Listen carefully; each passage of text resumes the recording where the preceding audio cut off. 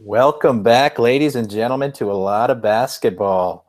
I'll be your host this week, Greg Poon. This is my first time hosting, so it's going to be pretty bad. Get ready.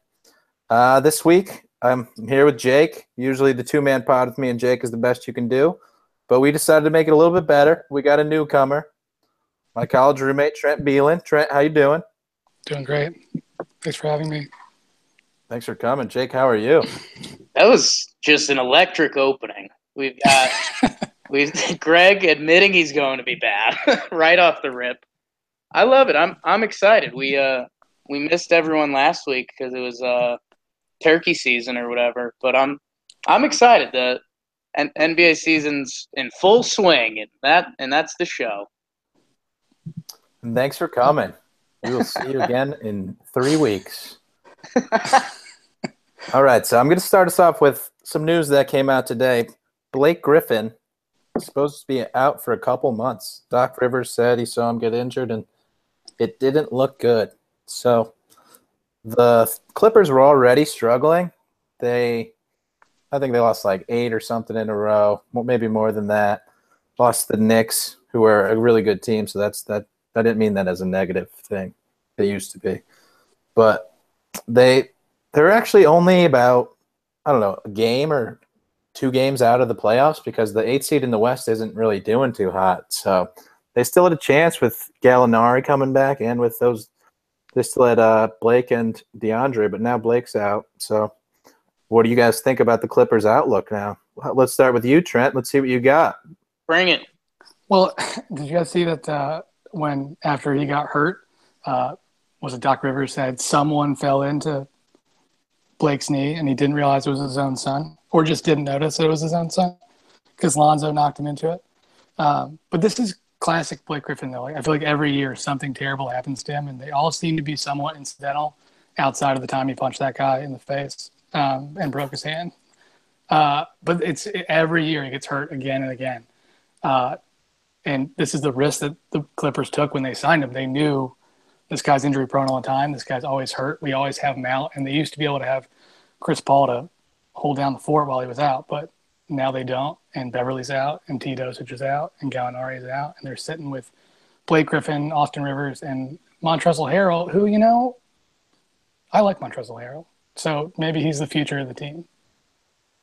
Yeah, I mean, I think that's probable that Montrezl Harrell will just step right in and replace Blake Griffin, and we won't even notice that he's gone.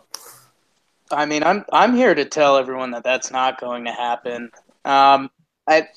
This was kind of the transition year for the Clippers, right? It was kind of, you know what, give it to Blake, see if he can stay healthy, kind of do some of the point forward thing. They brought in a lot of funky pizzas. They brought in Beverly, they brought in Teodosic. How do you say that name? Milos, our favorite player. And they got all those young guys from the Rockets just trying to figure it out, including now all-star Montrezl Harrell, apparently. But, I think the fire sales – I mean, when you say fire sale, that's kind of tough in the NBA because that doesn't happen too easily. I think DeAndre is on the way out, and I know that's kind of been the sexy topic, especially with that one team that got off to the hot start in the Eastern Conference. But the other thing that I think was kind of the icing on the cake was, I mean, for years the Clippers were like kind of that sexy team. Like, can they figure it out? Like Chris Paul, DeAndre, Blake, some really fun teams. And once Chris Paul left, you kind of knew, okay, this is an era of superstars. That seems like it's out the window. And the interesting thing I heard from Adrian Woj today, Wojbomb, was that before this season, they invested a ton in their scouting department. And I think they brought in Lawrence Frank and a couple other kind of old NBA names. And they know that's when they're heading. I just don't think they knew which kind of timeline they were on. So I think the Blake being out for 2 months is the icing on the cake, and now it's just a matter of how do they go about it. Yeah, and like you said, they were kind of in a transition year, but they seemed to be like, I don't know about going for it, but they were going for like a high playoff seed when they spent all that money on Blake and Gallinari. Yeah, they were definitely going for it. I mean, they re-signed Blake for what's 21. I have it up right now. 21-22. He's going to get paid $39 million a year. It's a lot of And, quiche. yeah, well, it's player option. So if he opts in, I'm going to go ahead and assume he's going to opt in. But I mean, they paid Gallinari a bunch of money, another injury-prone guy. Their expiring contracts this year are basically Lou Williams, Willie Reed, Harrell, Bryce Johnson. And then, I mean, Teodosic will opt in. Wesley Johnson will opt in to $6 million. Austin Rivers is going to opt in to 12. It's those aren't exactly tradable contracts. The only person they can really trade is Lou Williams and Willie Reed and Harrell, I guess. But Bryce Johnson barely seen the floor at the time he's been with the Clippers. So I'm not really sure what they want to do because they definitely thought, okay, we're going to compete. We don't need Blake. We don't need Chris Paul. We can survive with Blake running point. And it hasn't really worked out that way. And to be fair, they thought they were going to have Beverly. They thought they were going to have Teodosic, and they don't. And they can kind of do what the Spurs did with Duncan back in, 96, where they just punt on the season, hope for a high pick, and then run it back with a team of veterans. I think the real question is DeAndre. What do they do with him? Because he's the only player on their team who can fetch them, real value, and he still has a player option. So assuming he opts in, which he probably will because the cap's flattening out, and $24 million is probably more than anyone else will be able to pay him next year. So if he opts into whoever they trade him to, get real value for that back. But outside of him, I'm not really sure what else they're going to be able to do. Two girls like Lou Will. Yeah, I don't know if he's going to opt in though. I mean, I don't think that centers are going to be getting that $24 million anymore in today's NBA, but he might want to secure the long-term deal. That's what some people do. Just get rid of the risk. You just saw Blake Griffin get hurt. So maybe he's thinking, hey, I'll cash in while I'm still good. It's true. And by that time, by 2019, 2022, people will be hitting the cap, the tops, the Chandler Parsons, Joe Noahs will still be sitting there with their highest salaries on the books the rest of that season. So I'm not sure who's going to have money to even pay him that much. You just named the best players in the league right now, Joe Noah and Chandler Parsons. I mean, Joe Noah played. I think he put up, 2 points last night? He had he had a block. Kind of block. Was it a block? 3 minutes played. Well, I saw the replay. I don't think he got any hand on the ball, but he made it seem like he got the block. That's what it's all about. Fake it till you make it. You know what? I think DeAndre still has value. His numbers are a little down this year, which we expected. Kind of sans Chris Paul when all of your 70% of your baskets are, alley-oops you grab 12 feet above the floor. But I think he gets traded. And I think, like you said, you start looking at the contracts and those pieces. And I'm no Tom Penn. I wish I was with that hair. But I think DeAndre's out the door. He still adds a lot of defensive value, the rebounding. And the opt-in part's interesting. I think it's kind of a win-win for some teams. I think you kind of want him, but I think, like Greg said, I think he probably doesn't get that max if that's what he was on before. I mean, Lou Will's out. They'll get something for him. I really hadn't thought about that yet with this draft class coming out, and it's a lot of bigs. Once you get through kind of the Luka Doncic, the star players, Mo Bamba, all these guys, Ayton from Arizona. So if you can trade DeAndre Jordan, get a nice asset back, and then just plug one of those guys in, you're kind of slowly starting that rebuild. You can see what you've got with those guys on a decent team, and then it becomes easier if you're going to move Blake or Gallo or one of those guys. Yeah. Yeah. I like what I'm hearing, making a lot of sense. But my thing with college bigs is a lot of the time college bigs are just way bigger than the people that they're playing against. And then when they get to the NBA, they're no longer bigger. Like Jahlil Okafor, we were like, this guy's can't miss. He's so unbelievably good. Gets to the NBA. He could still score. He did a good job scoring his rookie year, but the rest of playing basketball was less for him. So I'd stay. I always like to stay weary of college big men. So maybe don't listen to Jake, Clippers. Don't listen to Jake. Keep that rule. All right, we want to move on. Anybody got anything else on the Clippers? No. I don't think Doc Rivers says anything else on the Clippers either. I think he would rather just get out now. It's too true. And our next top story yesterday, Dave Fizdale got fired from the Grizzlies after an 8-game losing streak. Started the season 7-4, is currently 7-12. He benched Marc Gasol for the fourth quarter of a game.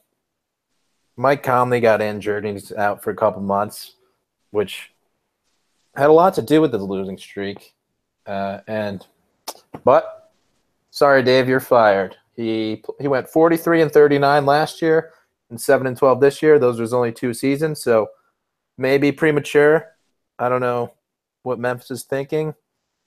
Do you guys think it's a fair or foul firing? Fair or foul firing? Do I have to pick one or the other? Fair or foul? Firing. I pick firing. No, I'm actually okay with this. Everyone's everyone's kind of hot off the press. It's a very early in the season firing. It sounds like it's star players, the coach, and management. Everyone's got to get along. You wonder, for every team, the power struggle is a little different, but depending what kind of coach you got, what kind of front office you got, what kind of star you got. LeBron fired David Blatt. You got to call a spade at a certain point. And Marc Gasol kind of wasn't in what Fizdale was doing, and I guess it was a lot of the, new NBA. You got to be fast. You got to jack threes. That's not his game. And, the benching was kind of the pinnacle or opposite of pinnacle, the low point. I don't know. I don't know. At the end of the day, though, what would have been the best case scenario here? Conley's out. Fizdale's not getting along with the star. The Grizzlies season is going downhill. I think Fizdale almost saved some face here. Yeah, you didn't get along with your star player, which is a bad look in the NBA. But at the end of the day, he's kind of got a 500 record coaching on a team that isn't expected to do a lot more, a lot worse than this. He's still got a lot of allies in the league. I'm kind of fine with this. Yeah, I'm not worried about Fizdale. I think Fizdale will be fine. Everybody likes him. LeBron, Dame Lillard are tweeting about how they're like, how could this happen? Whatever. And I'm sure Fizdale's bummed. He's upset. He doesn't get why this happened, but he'll be fine. The weird thing is, I just don't get why they would do this. Your star point guard's hurt, and you can't win games in the NBA without someone who can handle the ball. And the rest of your roster is, I'll say, not great. You're basically have a 2-man game that you struck out with 43 wins last year. Come in, your star point guard gets hurt with an Achilles, is kind of banged up all year. And, it's weird too, because Fizz and Gasol are kind of known as two, good guys in the league. Everyone seems to like them. They're good teammates. They work hard. They play for, their city. They put in all the work, and they couldn't get along, and they just, your star player makes a couple comments post game after a loss, and you just immediately fire your coach. And I'm sure there was more to it, but it seems weird. Two guys with pretty good reps just get fired almost immediately, or one guy gets fired almost immediately just for after he benches a star player. And I'm sure there has to be more to it than that. It just does seem weird. And it also shows their hand too. A lot of people are saying they should tank, they should punt. And I don't know if they should do that, because you're Memphis, you can't get free agents as well as other people can, and you still have 2 good players who, frankly, their games will probably age decently well as long as they stay healthy. Conley doesn't move fast, so as a point guard, he should be fine. And Gasol, now that he has a 3, should also be better too. But run this back, we're going to keep going. And they have a first-round pick this year. But after that, they got to give up their next one to the Celtics. They don't have any young players on their team who are really flashing anything too impressive, unless you count Tyreek Evans, which I don't. Dylan Brooks is okay. Deontay Davis, who really knows what he's going to be, but they're going to keep running with it. And there's value in being successful. They've been in the playoffs 7 years in a row, and this year doesn't look like year number 8, but come back next year strong, maybe, give Chandler Parsons a bionic knee and you can last a few more years. But it just seems like a weird choice given the state of the team this year based on injury, and the future of the team based on who they have on the roster and what contracts they're working with. Yeah, and one thing I want to bring up is, like Trent said, this is Memphis. This is the smallest market in the NBA, I think, and they've been competitive. So you think their management has been doing a really great job, and they have. But I'm looking now at their coaching situation, and so their last 3 coaches: Fizdale, just got fired 19 games into his second season after making the playoffs last year. Dave Jurger made the playoffs 3 years, was over 500 each year. And he basically tried to fire himself. He asked to interview for other positions while I still had the job, and they were like, "Yeah, you can go play for." Yeah. And he wanted to go coach the Kings, which just tells you how unideal coaching the Grizzlies was apparently for him. Yeah. And then last but not least, Lionel Hollins, 56-26, lost Western Conference Finals, and they didn't bring him back. So, what are we thinking about the Clippers or the Grizz management and their coaching? Are they like shooting a little bit too high? I don't know. Who do they think they are? Yeah, I mean, Dave Jaeger, one of my favorite Wikipedia reads, by the way. If you haven't checked it out, he coached in some league where he went like undefeated for 5 years. Like it doesn't sound right, but it's awesome. Yeah, and it's easy to say copy and paste models, but man, when I look at this team, and we're in an NBA, we talked about Montrezl Harrell a little bit, who, Montrezl Harrell is going to have a spot in this league. He's a bouncy power forward. He can do some things for you. Man, you look at this Memphis roster, and you're always looking at guys that you're like, what? Like, I mean, you can make an argument Dylan Brooks has been like the third best player on their team this year, and he's a second-round rookie. I just don't know. It feels like there's a lack of talent in certain parts that, I would like them to see get another big lotto pick in there, and it's looking like this year has to be the year.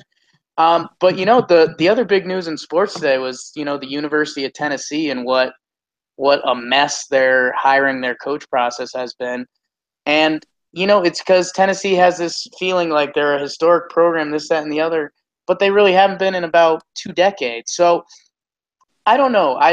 In my head, I want to say something like and it sounds so lame, do the Celtics, do the Brad Stevens thing. Go out, get yourself a young coach who's proven himself somewhat, and say, let's make this a program. We're going to get a good draft pick this year. You've already got a couple pieces to play with. And, let's build into something. Maybe Dylan Brooks is something. Maybe James Ennis is something. I don't know. For Memphis and what they've done, yeah. I mean, the Lionel Hollins firing, that everyone was like, really, Memphis? Like, I love what you're doing, but come on. Yeah, and I do think Dylan Brooks will be okay. He's a role player in this league. He'll be in this league for a while. I think he does it. He has a job. He can shoot. He can score a little bit. He's a good size wing. James Ennis has proved himself to be a pretty competent, like decent player. Even though everyone was like, James Ennis, really? You're giving him starters minutes?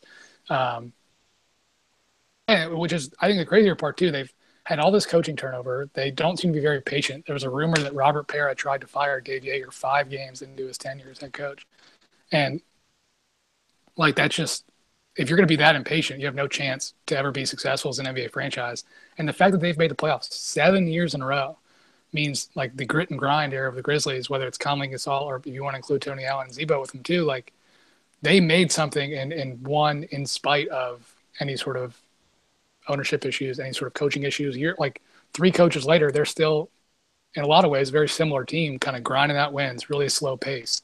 They shoot a few more threes than they used to, but they don't. People hate playing them because they don't make it easy on you, because they make you play at their pace, and they just poke and prod away until they're done.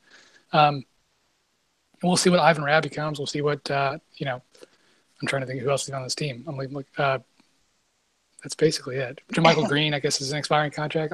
Rio Chalmers, like, this is so. They got a Harrison twin. Andrew Harrison, Jarrell He's Martin. playing a lot of minutes for them too. Kobe like Simmons, a lot of minutes. Ben McLemore. Hey, how's your day?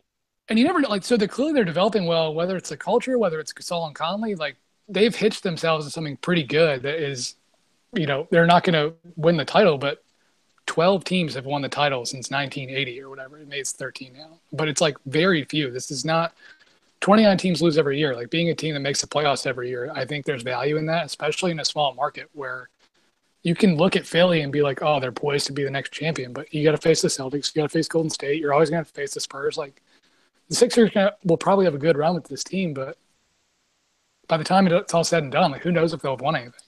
So you're not guaranteed anything. So I kind of get the idea of running it back. I just don't get – they seem to be too impatient for what they're trying to do. And we'll see. I think this will be a good year for them too because they get to kind of sink to the bottom of the conference. Before – one thing, though, I just pulled this up. Do you guys know who played on the playoff team for the 2014-15 Grizzlies? The team that went 42-40 after all their players got hurt? I mean, was Vince still healthy on that team? Vince was healthy on that team. Tough. God, I don't even know. Was it like Chalmers, Vince? Was Jermichael Green no, he tore his it? Achilles. He was out. Jermichael Green was not playing. Let's hear it. Let's hear the lineup. All right. Matt Barnes. These are people who took shots and played games in the 4-playoff sweep or 4-game playoff sweep. And this was 2014, 2015 or 2015, 2016. Matt Barnes, Zebo, Jordan Farmar, Lance Stevenson, Tony Allen, Vince Carter, Xavier Munford. I was going Xavier Henry. Michael Green was on here. Jarrell Martin and PJ Hairston. Like that team, JaMychal Green's the only one still left on the team. The rest of the people are either on the Kings, the Pelicans, or out of the league. Yeah, like, that's crazy. And like they could have run it back then. They still had to re-sign Conley, but that would have been a time to go, man, we are dead in the water here. We could, move and shake a little bit and revamp the team. And I guess they tried, but they bet wrong with the great Chandler Parsons. All right. Well, I think that lineup shows that the Grizz will be back. I mean, Conley will come back. Gasol's still there. They still have those two people for a little bit. So, I mean, they were playing good until Conley went down. So, I think they get the good pick, like Trent said, pull Spurs, and then they just become the next dynasty. You heard it here first. All right. Let's move on to our final newsroom topic. Derrick Rose injured his ankle on what he thought it was a flagrant foul by Greg Monroe. He's been out ever since, and now he's just thinking about his life, what he wants to do, and rehabbing apparently taking a toll on him. I mean, he's been injured since he tore his ACL like 5 years ago. Hasn't been the same since his MVP season. Now he's just wondering what he's going to do. So, couple thoughts. What do you guys think? How do you feel? Do you care? Trent, let's go back to you. I don't care. No offense, Derrick Rose. I don't care. I mean, I will say this. I wonder, do we ever find out why he left the team last year for the Knicks? Well, I was going to actually bring that up. Was that ever reported? I was going to bring that up for why I don't care as well. Because as we're all Knicks fans, he was just the first person to ever just not come to a game and not tell anybody. It was because of family issue, is what he said. But yeah, but that's vague enough where it could literally be anything. That's an excuse to not come. That's not an excuse to not tell anybody you're not going to come to the game. So, yeah, I mean, it's what's happened to Derrick Rose is pretty unprecedented, though. Like, I can't think of another MVP player who just all of a sudden just was done and like hung around for a little bit, played for a couple more teams, did this and that, and then just was like everyone far and away was just like, yeah, that guy's bad. Like he's not going to be constructive. And, he lost in jump, but he could never shoot. And I think part of this has to do with the way the game changed. Like the fact that he couldn't shoot didn't help. And he wasn't a distributing point guard either. He could just drive. And when you lose a little bit of spring, there's not much else you could do. I just kind of feel bad for him. Like it's supposed to be brutal to be the MVP and then have a bunch of knee surgeries. And to be fair, he played it safe. I remember people were being critical of him after he tore his ACL in the playoffs. The following year, he didn't play at all, and people were like, "Well, you play like you should come back. We need you." Yada yada yada. Because Tibbs was taking him to the playoffs, and he was like, "No, I want to walk." Yeah, it's good with my kids when I'm an adult. And so he played it smart. He was conservative about it, and then got screwed anyways, and just has never been the same. And now is looking at washing out of the league less than 10 years after winning the MVP, kind of maligned and just sad in a lot of ways.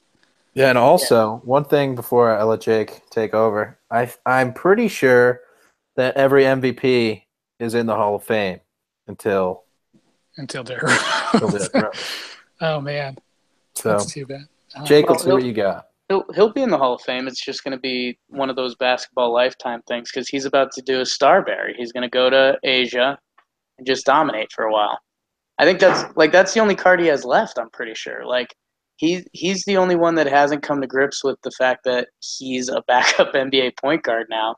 Which, hey man, I get this guy was the best player in the league, and now we're relegating him if we're using soccer terms now. I don't know. It's tough. My heart in my heart, I just want to say we're done with you, D Rose. But like, then you actually think about it, and you're like, it's kind of brutal. He is obviously not handling it well, but I don't know. I don't handle much well either, and it's on less bigger terms than that. So I don't know, man. I think he's just gotta go to one of those Asian leagues that Jimmer Fredette's putting up 60 a night in, kind of get his confidence back, do the Starberry thing, get a statue over there or something. Because, I mean, what else can this guy do? Like, even if he's healthy, like, what he does doesn't even fit great in today's NBA. Yeah. Do you guys think Jimmer Fredette gets a musical like Stephon Marbury did? I don't see why not. Who's better, Jimmer or Derrick Rose? There's a question. Because like in today's NBA, it's Jimmer Fredette. Oh, so Derrick Rose, not only can he not shoot, but he can't play defense at all. So he can't do anything except make cool layups once a game. But it is, I mean, the other thing about him going to Asia is that this seems to be about injury. So I don't think he just doesn't want to play basketball anymore. So I don't think he's going to be going to Asia. I do feel bad that he got injured. Maybe it's pretty unfortunate. Would have loved to see him just keep going. Love to see that Bulls team actually do something against the Miami Heat. I think a large part of the reason why I don't really care is not just because he missed that one game for the Knicks, but also because he's on the Cleveland Cavaliers right now, and I don't really like the Cavaliers. Probably if he was on any other team, I would care. But that's just my bias. All right. We got anything else to say about Derrick Rose? I will say, hope you get well, Derrick. Hope you keep playing. I think he's got $80 million left on his shoe deal, and all he has to do is retires. Does he have to get that continue back, playing in the NBA. I think so. So he just has to continue being on a roster. So do the right thing, Derrick. Sure, teams are. Just sit on the end of a bench and collect money. Ron Baker lifestyle. All right. Ron Baker's staring up the G League or something. That can't possibly be true. All right. Next storyline. The Oklahoma City Thunder are these guys ever going to figure it out? They are 8-11 right now. The 8th seed in the West is 9-11, which is the Jazz. So they're only half a game out, but I don't think they were planning on being the 8th seed. I don't think that's what they were gunning for. And given it's very early in the season, but the 7 teams in the 1 through 7 spots are the 7 good teams in the West, other than the Thunder. So are these guys going to figure it out? And if they do, we at the beginning of the year, we were talking about these guys being second in the West behind the Warriors, but that doesn't seem like it's going to happen. Even at this point, they're 5 games in the loss column back at the 2 spot. Early. Yeah, they're going to figure it out, Greggy. I mean, to a degree. I mean, you look at the teams in front of them right now. The Jazz, I don't think there's – I don't know. They're playing Jazz basketball. They're 9-11 right now. The Clippers are right below them. Right below them are Clippers, Lakers, Suns, Kings, Mavericks. So nobody's jumping them. In front of them are the Jazz, the Pelicans, the Nuggets, T-Wolves, Blazers. Blazers playing pretty good basketball right now. I mean, this team's – it's only up from here. The Jazz are the one team in front of them in the playoff race. I think that's a no-brainer. Before we started throwing this red flag, they did beat Golden State at home, with Golden State playing their guys. So, I mean, this team has the talent, and, I mean, I think you're looking at more of a – I think what's going to be interesting is how far can they climb and get back into this? Because, I mean, 2-3 weeks they could be back in a 5-6 seed type situation. If it takes them longer to figure it out, now we're talking about them getting matched up with the Rockets or Spurs or Warriors in the first round. And if you're one of those teams, that's a nightmare compared to playing the Nuggets or the Pelicans or someone like that. So it's going to be interesting to see how quickly they figure it out. And when they do, do some teams start playing chicken at the end of the year trying to get the better playoff matchup? I mean, out of those three, San Antonio is probably the best. We haven't even seen Kawhi yet this season. So I think, Portland can drop and they could sneak in there, but they got to play really well. We're now 19 games into the season. There's still a lot of basketball left, but starting out this slow, and the issues are all crunch time related, which, I don't know, or not, they're all not all crunch time related, but that's a lot of what it has to do with. Like, they've blown out a couple teams. Their point differential per game is still like almost 4 points positive. Like, they, 102, they're letting up less than 100 points a game, like playing good defense. They just crunch time. Last year they were super clutch. Russ was insane, and that probably wasn't sustainable. But now Russ, I don't think knows what to do. He wants to be Russ, but no, he can't be Russ because he has to make PG and Carmelo feel involved. And as a result, they just kind of pass the ball around it. I don't know if you guys saw the video of the Warriors laughing at him. What was it, a couple nights ago? And he just kept passing, literally to Steven Adams standing 2 feet next to him for no reason. And I think stuff like that is just getting in their way. They play good basketball for a while. They play really smart defense. They still shoot well. They have the tools. It's just about finding out what works and what doesn't. And they're they're having bad luck in crunch time. And I think some of that will sort itself out once they, they'll get more lucky, but they just need to sit down and have a conversation. Who's getting the ball? How are we doing this? And I think Donovan needs to do something else too, because, Russ is both trying to defer and not trying to defer. It's screwing them with a minute left because they can't do anything. Yeah, I think another big thing they do poorly is they don't take turns being bad. They all just decide to be bad on the same nights. There are 2 out of 3 of them decide to be absolutely unbelievably bad on the same night, and then Russ will have a triple-double that night. So they got to figure it out how to, like you were saying, mix and match. Just figure out who's doing what on every given night. And, I mean, the talent's there. My worry is, looking back at that Lakers team when they got Steve Nash and Dwight Howard, I thought that was going to be the best team I've ever seen, and they never figured it out. Ended up being the 8th seed in the West. Just very early exit from the playoffs. So I could see it not working out in the end, just based on that Lakers team and based on absolutely nothing else. But, I mean, I could also see them playing well. I've defended Carmelo Anthony for his entire tenure on the New York Knicks. I think he's a good player. Or I thought he was a good player, but now that he's not on the Knicks, I think he's a bad player. So that's tough. Yeah, I don't know. The stat I always throw out is one of LeBron's teams. I think it was when he went back to Cleveland, started 19-20 or something like that. Maybe it was one of the Miami teams. So there's still time here. Yeah, it's funny, the guy's playing bad on the same night. And I think the Russ's fourth quarter last year is a great point.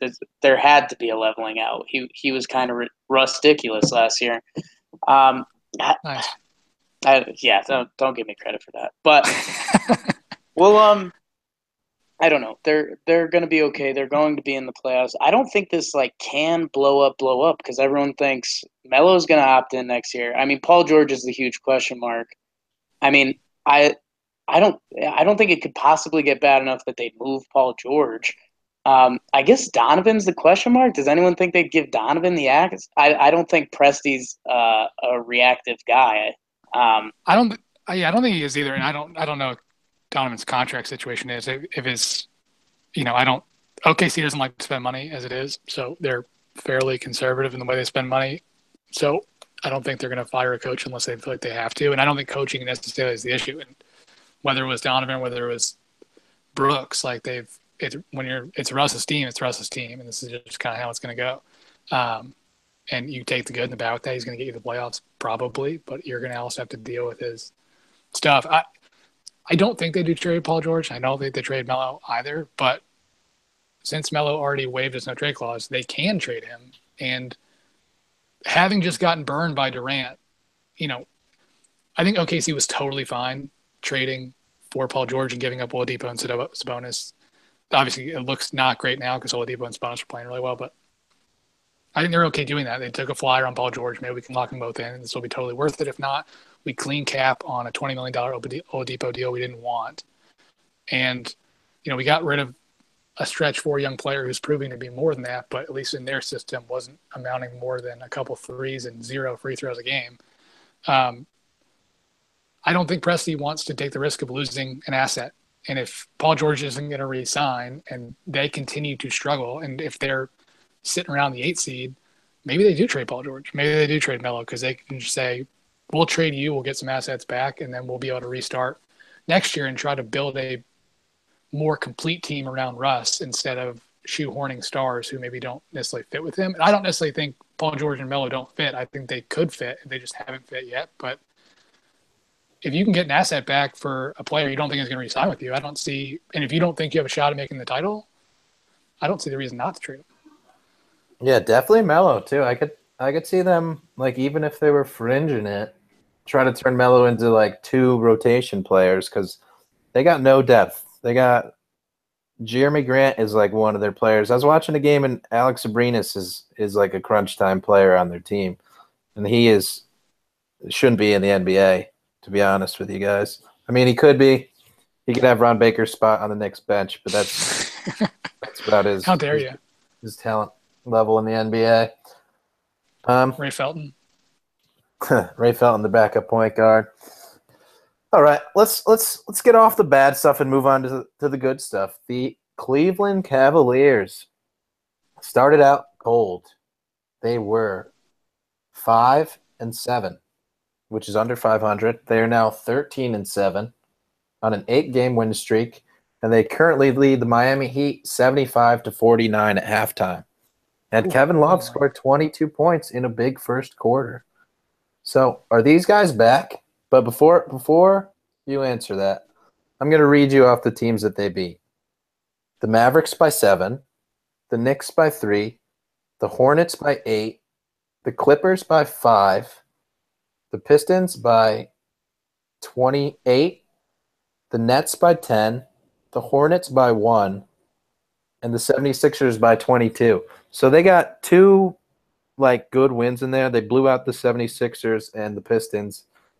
And, I mean, I guess we'll call those good wins right now because both those teams are playing well, but I'm not convinced both those teams are actually good at basketball. But the rest of those teams, other than the Knicks, are not good teams, and those were all pretty close games.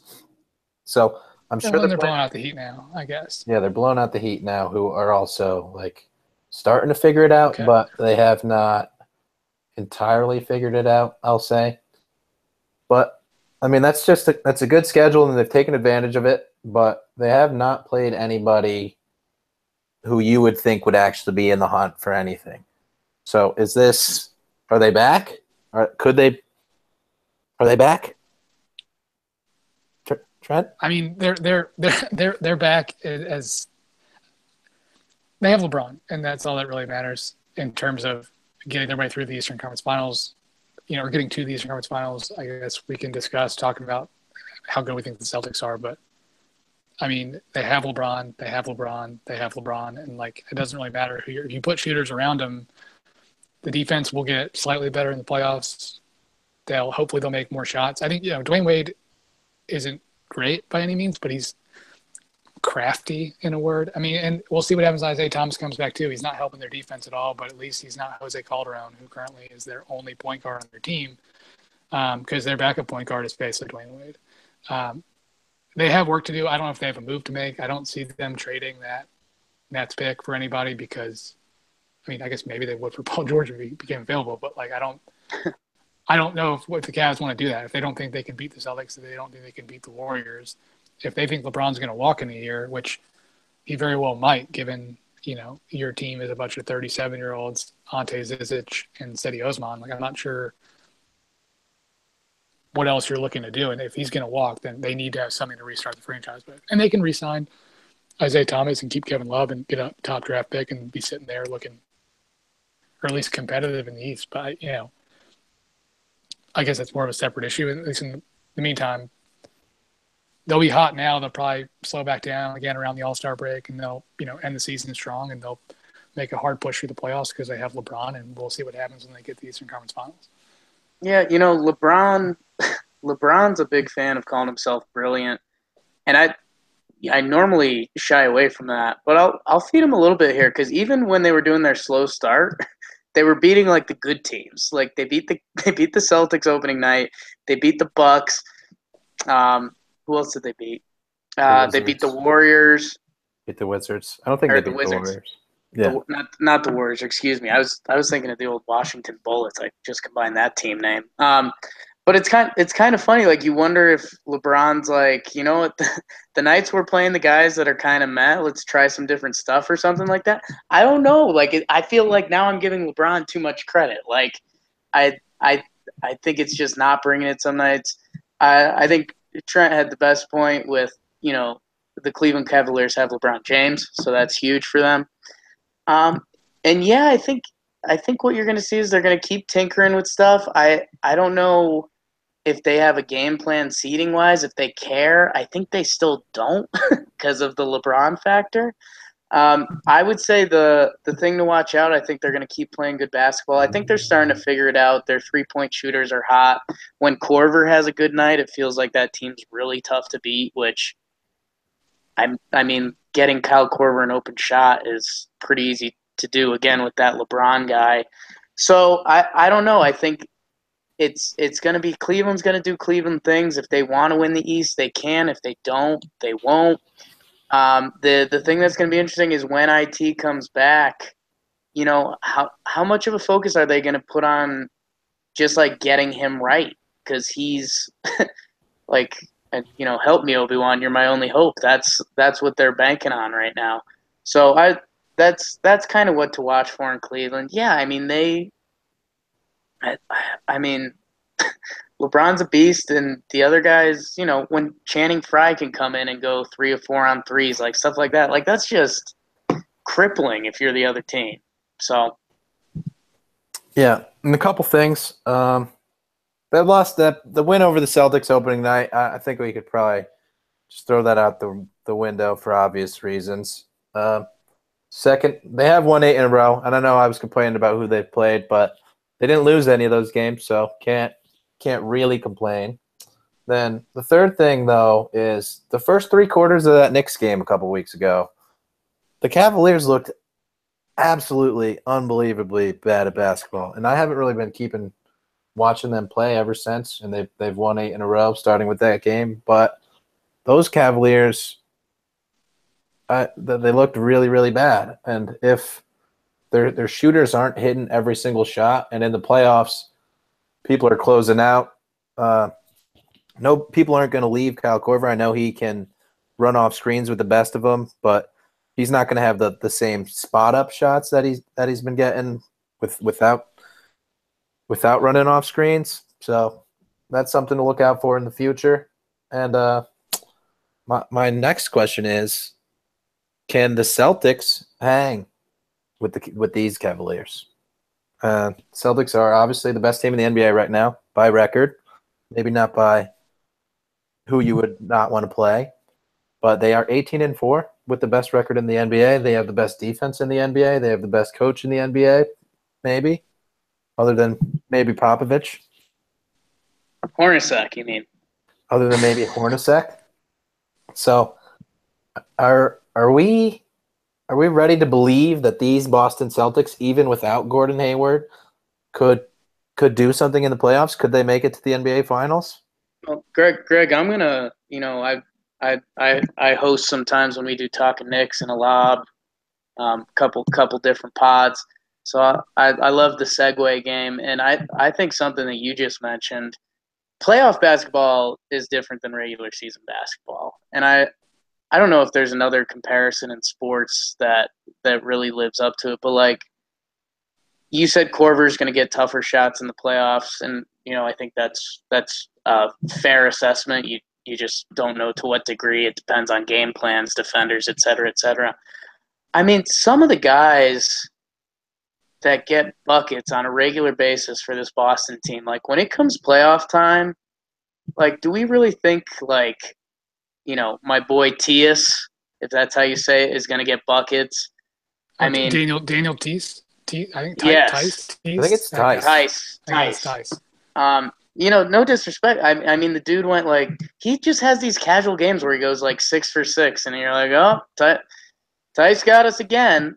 Like in the playoffs, that's not going to happen. Like, I don't know. Abdel Nader, Ojale. I mean, Marcus Smart is a potential. If this was first take, I would say Marcus Smart is a potential playoff losing player.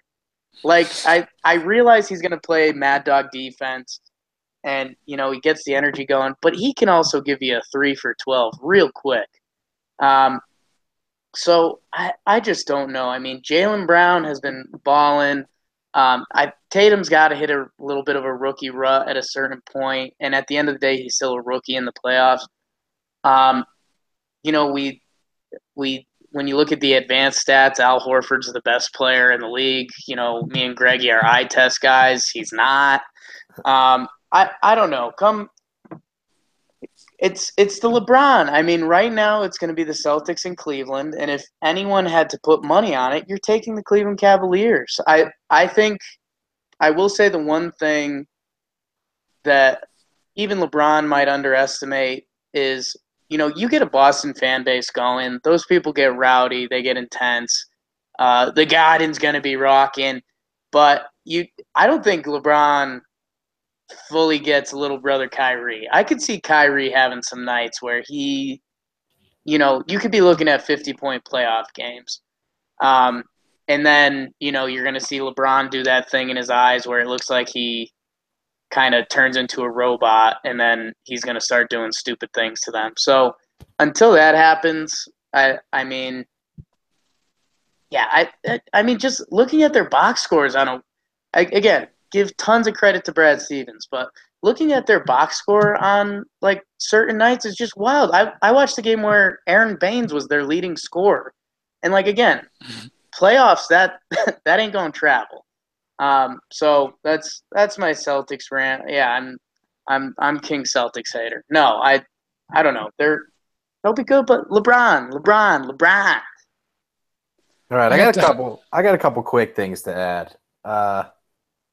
Marcus Smart yesterday went 6 for 9 from 3, and the Celtics lost. So that's pretty funny. You see that ESPN article that's talking about how he's horrible, but he's great. He's horrible, but his horribleness makes the Celtics good. Yeah. It's like the worse he shoots, the better they play. Like that's a good article. And the second thing I got to say is this little brother Kyrie thing.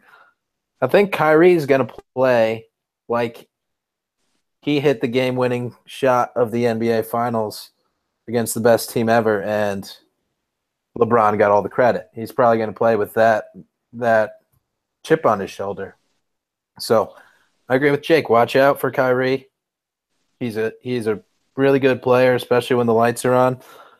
He in that finals, he decided when they went down 3-1, he finally decided to play defense, and that helped lead them to the eventual Game 7 victory. And then this year, Brad Stevens already got him playing defense, so he'll be good. What do you think, Trent? Any final thoughts before we move on?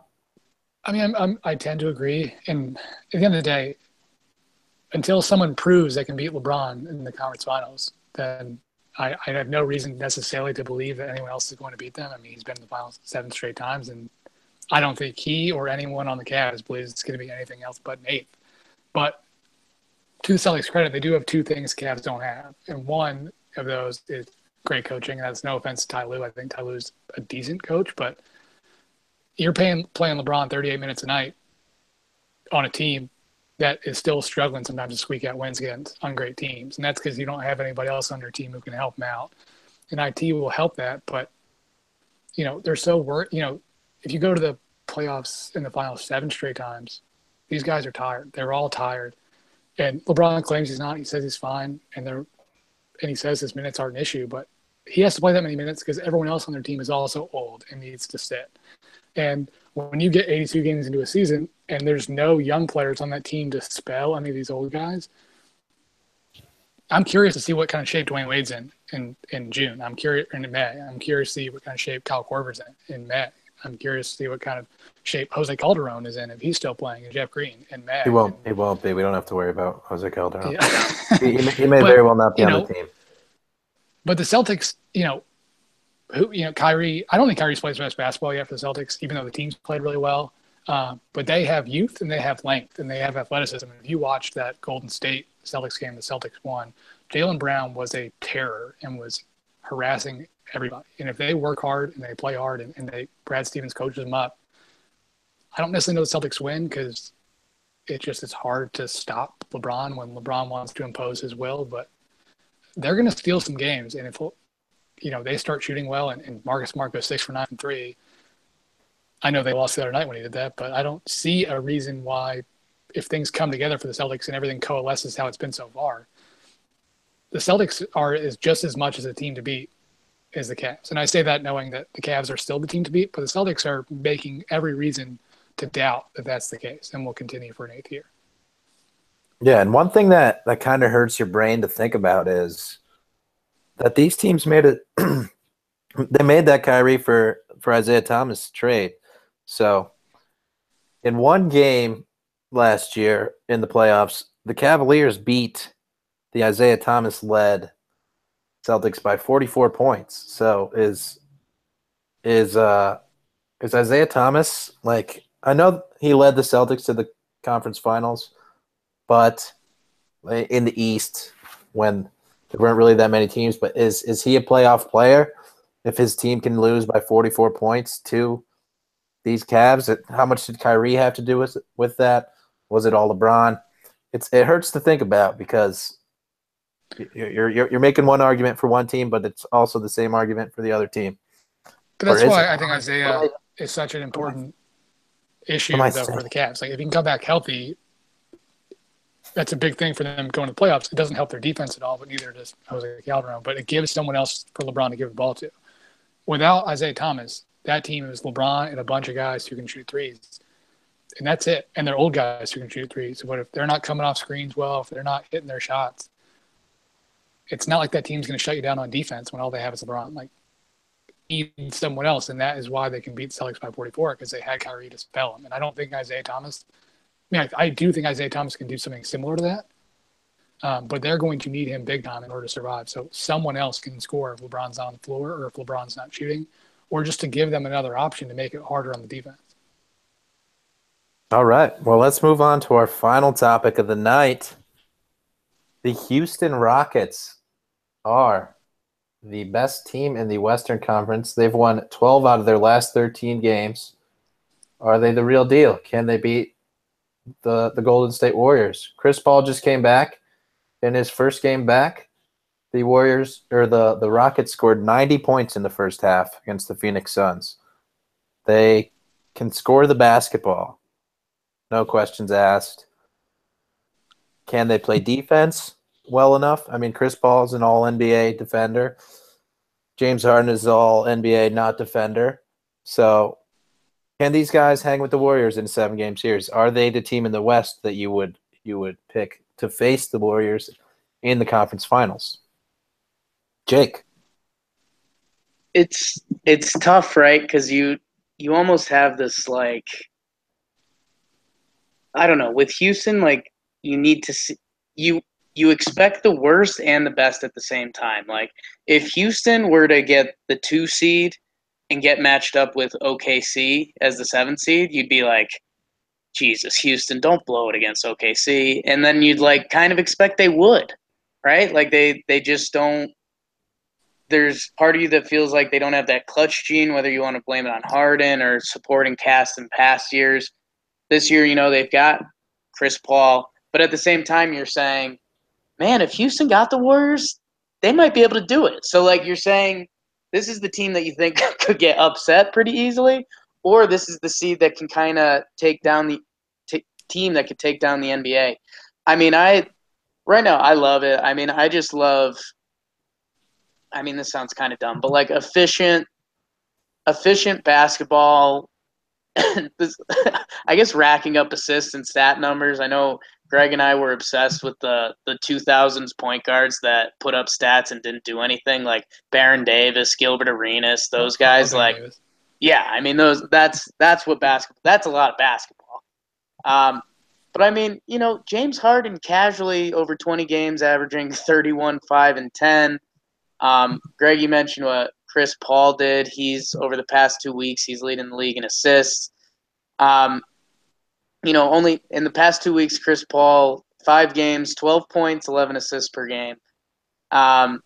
Which I don't know. It's kind of funny. We'll see if the scoring comes around for him a little bit. Maybe there'll just be nights for him, something like that. Man, I don't know. They're the biggest team. It's going to be interesting to see how the playoff draw comes out, right? Because if they get OKC in the first round, you're going to be worried. Like, has Russ, Carmelo, and PG figured it out to enough where they could take them down? And then, Harden had that horrific playoff game to end their season last year. But like, I don't know if the Rockets were to get, again, looking at the bottom, if they get the Jazz, the Pelicans, or the Nuggets, I think they roll any of those teams easily. If they end up bumping into the T-Wolves or Thunder, you start getting a little scared, right? You're like, I've kind of seen this song and dance. They could blow this. The Spurs might be in their head.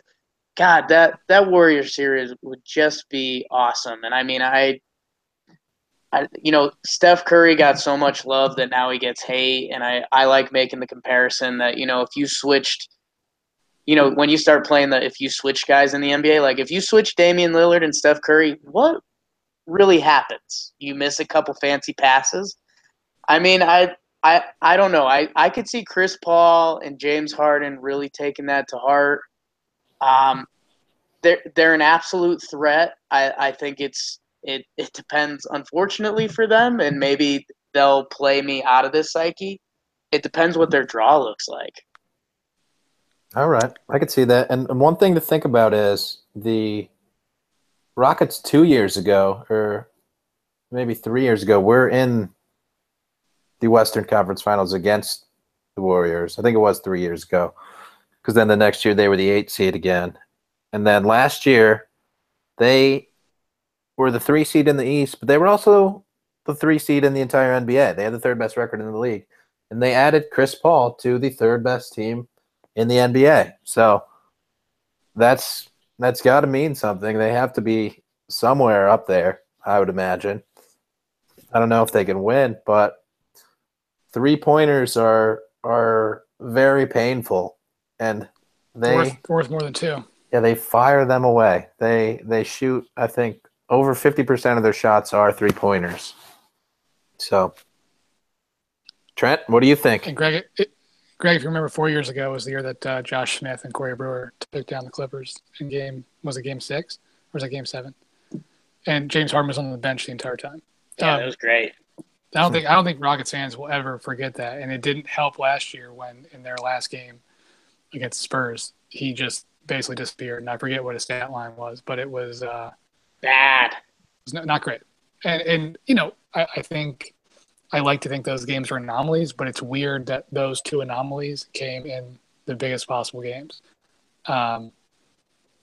So that's something to worry about. But I do think by adding Chris Paul, you don't necessarily, if that is an issue, you don't necessarily solve it because it's impossible to tell. And also because Chris Paul hasn't exactly fared as well as he would have wanted to in the playoffs either, maybe by bad luck, but he hasn't proven it necessarily either. But D'Antoni knows what he's doing. And I pulled up in preparation for the pod, I pulled up this Zach Lowe tweet today where it says Houston is plus 54 in 59 minutes when Chris Paul plays without Harden. So if you play them together, they can both shoot. They're both smart players. They will be good. If you play Harden without Chris Paul, which they've done for a lot of the season, really good. And apparently, if you play Chris Paul without James Harden with this team, really, really, really good. And he has 65 assists, 7 turnovers in his 6 games this season. All of them are wins. They have done they've done everything to prove they are the real deal. And I can't imagine a really young T-Wolves team that struggled to play defense would they be able to beat them in the playoffs. OKC has done nothing to prove they would be able to beat them in the playoffs. They're really talented, but they need to do more than that. Never count out the Spurs, but outside of Golden State, this team definitely has the best formula to win playoff games, and that is great 3-point shooting, great defense. PJ Tucker's a maniac.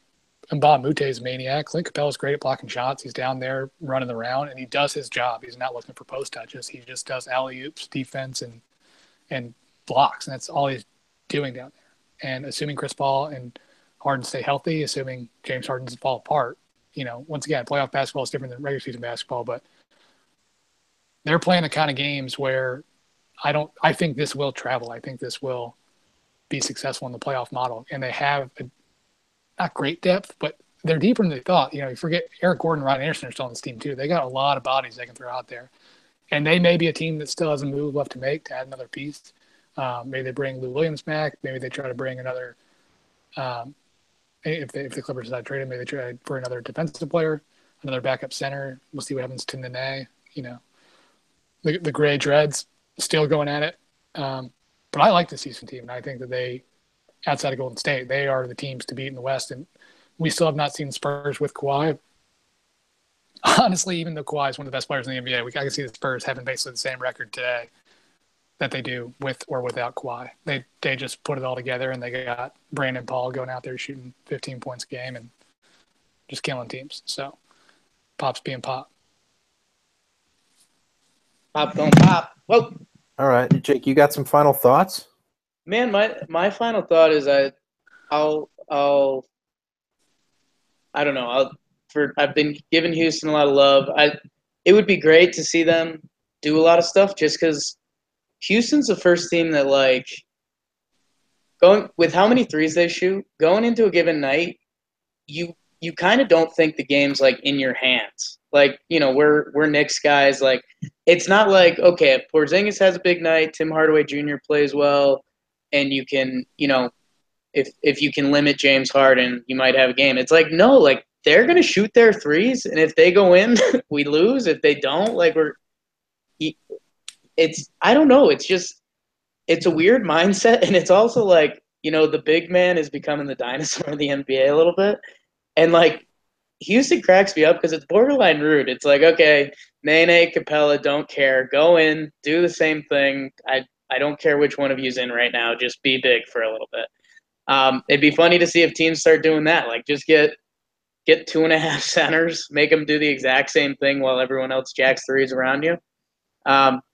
So I don't know. Go the ball, I guess, is my final thought. All right. And I'll just wrap it up with this. My final thought on this topic, and then I'll wrap up the whole thing. Trent mentioned Eric Gordon. Eric Gordon was playing like an all-star while Chris Paul was out. And being able to move a player who was playing like an all-star to the bench is big time. And so if he's reigning sixth man of the year, so he is a good player. Watch out for him. And playing with Chris Paul while James Harden's on the bench is a dangerous second unit. And that's all I have for this week. So to wrap it up, this has been a lot of basketball. We're going to be posting these pods every Thursday, I think we decided. It used to be on Wednesday. We're moving them to Thursday. We got the other pod, Talking Knicks, where we talk about the best team in the NBA, the New York Knicks. Maybe not by record, but not by any other measure either. But they're still good. And that's all I got for you. So, hey, thanks for great debut, Trent. Great as always, Jake. Woo! We'll see you next week. Thanks. Love it. Go basketball. Caldwell Pope.